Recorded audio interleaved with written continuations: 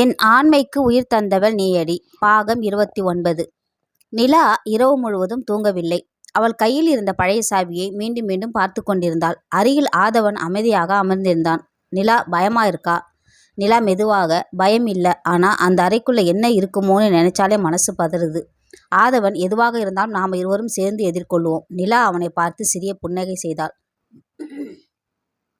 காலை 8 மணி. நிலா, ஆதவன், விக்ரம், காயத்ரி, தேவிகா, அருண்குமார், ராகவன் ஆகியோர் பழைய வீட்டை அடைந்தனர். நிலாவின் வளர்ப்பு அம்மாவும் அவர்களுடன் வந்திருந்தார். வீட்டின் மேல்பாடியில் பல வருடங்களாக பூட்டப்பட்டிருந்த ஒரு அறை. கதவின் பூட்டில் சாவியை செலுத்தினாள் நிலா.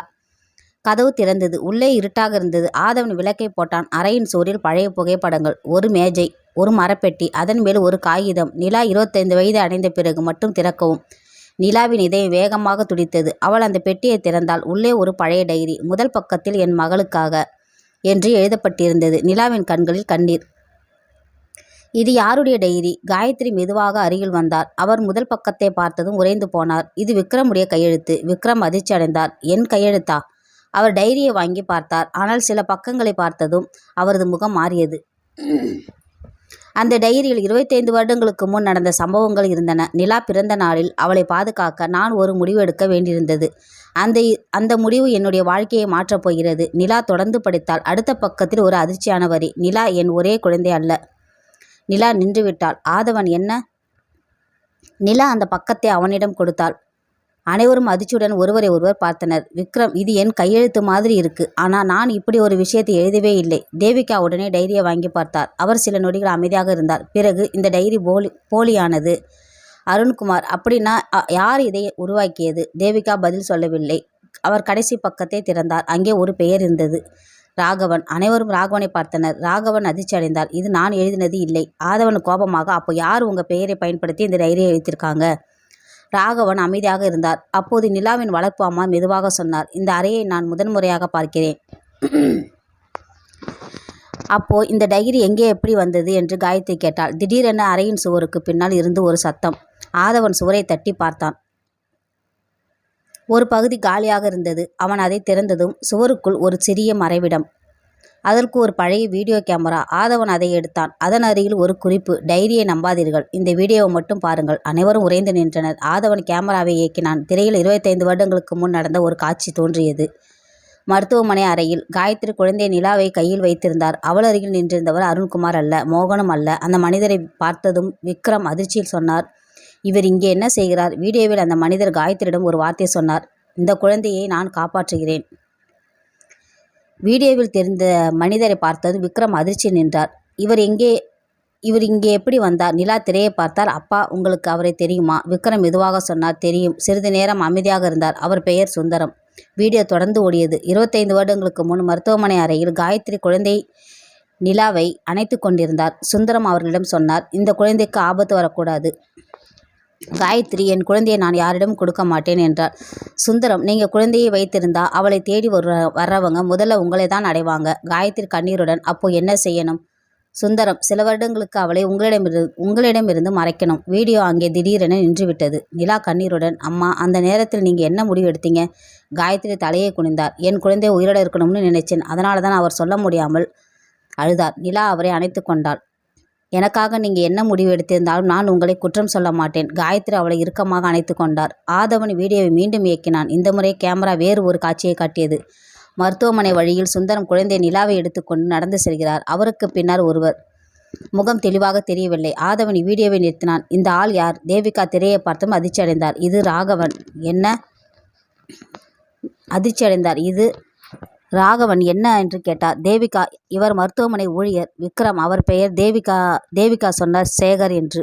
அப்போது அருண்குமார் திடீரென எழுந்தார். சேகர் உயிரோடு இல்லை. அனைவரும் அவரை பார்த்தனர். ஆதவன் எப்படி இறந்தார் என்று கேட்டான்.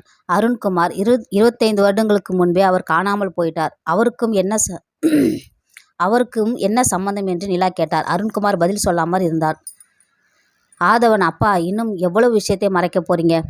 சேகர் தான் அந்த 2 குழந்தைகளை மாற்றியவர் என்று அருண்குமார் சொன்னார். அறையில் அமைதி நிலவியது. விக்ரம் அதிர்ச்சியுடன், குழந்தைகளை மாற்றினாரா? அருண்குமார் ஆமாம் என்றார். நிலா, எத்தனை குழந்தைகளை? அருண்குமார் அவளை பார்த்தார். நிலா மட்டும் இல்லை, அவர் ஆதவனை பார்த்தார். ஆதவன் அதிர்ச்சி அடைந்தான். என்னை அருண்குமார் அந்த இரவு மருத்துவமனையில் 2 குழந்தைகள் இருந்தாங்க. ஆனால் சில மணி நேரத்திற்கு பிறகு பதிவுகளில் 3 குழந்தைகள் இருந்தது. 3வது குழந்தை யாருடையது என்று தேவிகா கேட்டார். அருண்குமார் அமைதியாகிவிட்டார். அப்போது நிலாவின் மொபைலுக்கு ஒரு மெசேஜ் வந்தது. Unknown number. நீங்கள் இப்போ பார்க்குற வீடியோ முழு உண்மை இல்லை. அடுத்த மெசேஜ். 3வது குழந்தை யார் என்று தெரிஞ்சுக்கணும்னா நாளை மாலை 5 மணிக்கு பழைய மருத்துவமனைக்கு வா. கீழே ஒரு பெயர் சேகர். நிலா அதிர்ச்சியுடன் மொபைலை பார்த்தாள். சேகர் உயிரோடு இருக்காரா? அந்த நேரத்தில் வீடியோ கேமரா திடீரென தானாக மீண்டும் இயங்கியது. திரையில் ஒரு புதிய காட்சி. சேகர் கேமராவை நேராக பார்த்தபடி சொன்னார். இந்த வீடியோவை நிலா பார்க்கும் நேரத்துக்கு உண்மை வெளியில் வர ஆரம்பிச்சிருக்கும். சேகரின் குரல் அறை முழுவதும் ஒலித்து கொண்டிருந்தது. வீடியோவில் அவர் கேமராவை நேராக பார்த்தபடி பேசினார். நிலா, இந்த வீடியோ உன்னிடம் வந்து சேர்ந்திருந்ததா? நான் உயிரோடு இருக்கிறேனா இல்லையா என்பதை விட உண்மை உன்னிடம் வந்து சேர்ந்தது முக்கியம். நிலா கண்களில் கண்ணீருடன் திரையை பார்த்தார். சேகர், நீங்கள் எங்கே இருக்கீங்க? வீடியோவில் சேகர் தொடர்ந்தார். 25 வருடங்களுக்கு முன்பு அந்த மருத்துவமனையில் 2 குழந்தைகள் மட்டும் இல்லை, 3வது குழந்தையும் இருந்தது. ஆதவன் அதிர்ச்சியுடன், அந்த 3வது குழந்தை யார்? சேகர் ஒரு பழைய மருத்துவ பதிவை கேமராவுக்கு முன் காட்டினார். அதில் 3 பெயர்கள் இருந்தன. ஆதவன், நிலா. 3வது பெயர் மட்டும் கிழிக்கப்பட்டிருந்தது. அந்த 3வது குழந்தையின் பெயரை நான் சொல்ல முடியவில்லை. ஏன்னா அந்த பெயரை வெளியே சொன்னால் ஒரு குடும்பம் முழுவதும் சிதறிவிடும் என்று சேகர் சொன்னார். விக்ரம் கோபமாக, என்ன குடும்பம்? வீடியோவில் சேகர், விக்ரம் உனக்கு தெரியும். விக்ரம் உறைந்து போனார். நிலா உடனே விக்ரமை பார்த்தாள். அப்பா, உங்களுக்கு என்ன தெரியும்? விக்ரம் பதில் சொல்லவில்லை. விக்ரம், இப்போ மறக்காதீங்க, காயத்ரி சொன்னாள். விக்ரம் ஆழமாக மூச்சை விட்டார். நான் நினைச்சது அந்த குழந்தை இருந்துருச்சுன்னு. ஆதவன், யார் அந்த குழந்தை? விக்ரம் மெதுவாக சொன்னார். என் அண்ணனுடைய குழந்தை. அறையில் இருந்த அனைவரும் அதிர்ச்சி அடைந்தனர். உங்களுக்கு ஒரு அண்ணன் இருந்தாரா என்று நிலா கேட்டார். விக்ரம் தலையசைத்தார். ஆமாம் என்று. அவர் பெயர் ரமேஷ். 25 வருடங்களுக்கு முன்பு நடந்த விபத்தில் அவர் இறந்தார். தேவிகா உடனே கேட்டார், அவருடைய குழந்தை? அதுதான் உனக்கு தெரியாத உண்மை என்று விக்ரம் சொன்னான். ராகவன் மெதுவாக, ரமேஷின் குழந்தை உயிரோடு இருந்தது. விக்ரம் அவரை பார்த்தார். உனக்கு இது தெரியும்? ஆமாம் என்றான் ராகவன். அப்போது மோகன் சிரித்தான். இப்போதாவது புரியுதா இத்தனை வருடம் ஏன் இந்த உண்மை மறைக்கப்பட்டது என்று? நீ அமைதியாயிரு என்றான் ஆதவன். இல்லாதவா, இப்போ நீயும் தெரிஞ்சுக்கணும் என்று மோகன் சொன்னான். அவன் நிலாவை பார்த்தான். உன் பிறப்பை பற்றி மட்டும் இல்லை, உன் குடும்பத்தை பற்றியும் பொய் சொல்லப்பட்டிருக்கிறது. என்ன பொய் என்று நிலா கேட்டாள். ரமேஷின் குழந்தை யார் என்று தெரிஞ்சுக்கிட்டா அப்படின்னு மோகன் சொன்னான். அவன் சிறிது நேரம் நின்றான். நீ உன் வாழ்க்கையை பற்றி நினைச்சது எல்லாமே மாறிடும். அந்த நேரத்தில் வீடியோ மீண்டும் இயங்கியது. சேகர் கேமராவுக்கு முன் கடைசி வார்த்தைகளை சொன்னார். 3வது குழந்தை உயிரோடு இருக்கிறது. அந்த குழந்தையை கண்டுபிடிக்க ஒரே வழி. சில வினாடிகள் வீடியோ தடுமாறியது.